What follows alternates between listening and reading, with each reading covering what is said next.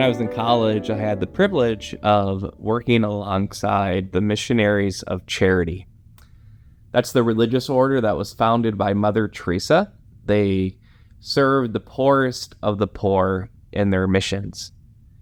And I got to know this one sister who was originally from Poland, but now she was living and working in Rome. But this sister was getting transferred to a new mission across the globe, other part of the world. And I remember asking her, sister, is it going to be hard for you? You've been in Rome for like 10 years and now you're getting moved to this whole different mission. Isn't that going to be hard?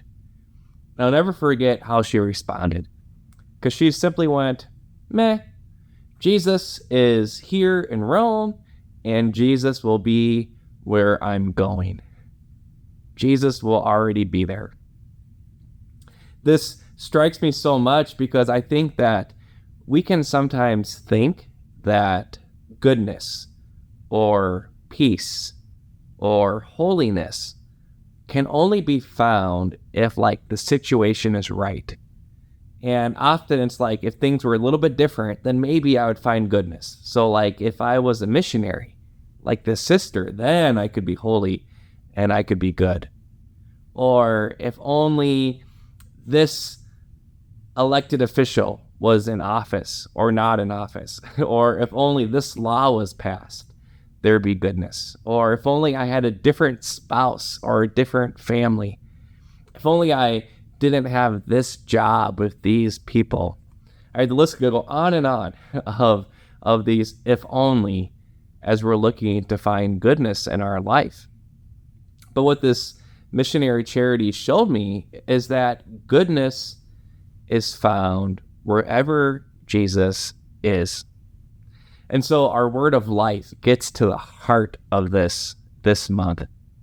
It comes from the Gospel of Matthew, where Peter, who has been brought up to the mountain with Jesus and James and John, and Jesus is transfigured before them. They see his glory as the Son of God. And Peter says this, our word of life, Lord, it is good for us to be here. Why is it good for Peter to be there? It's because Jesus is there. It's Jesus that makes the difference.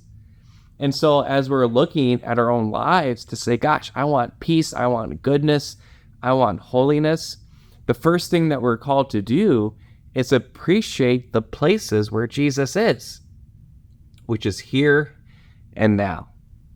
In Scripture, I encounter Christ. In the sacraments, Jesus is there.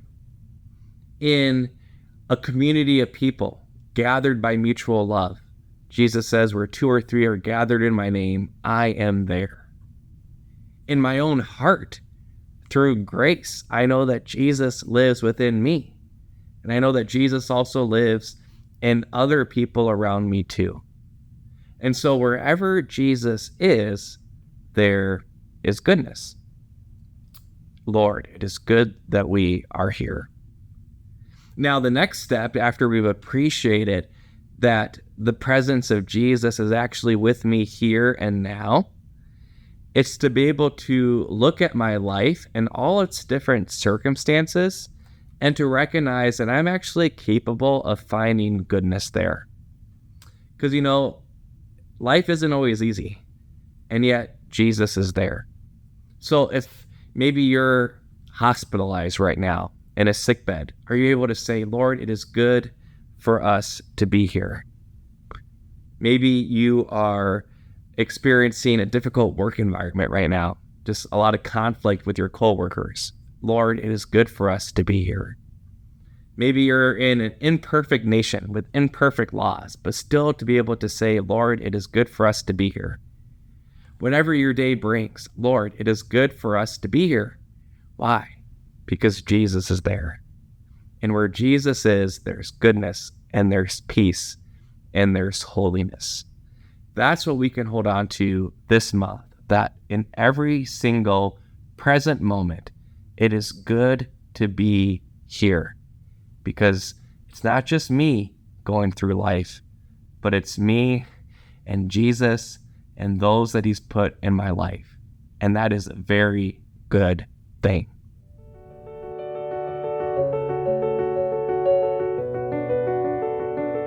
Hey, thank you so much for watching this video. If you want to keep up with other great content to help you live your life of unity with God and with one another, make sure you subscribe to Focolare Media so that you can continue to live your divine adventure.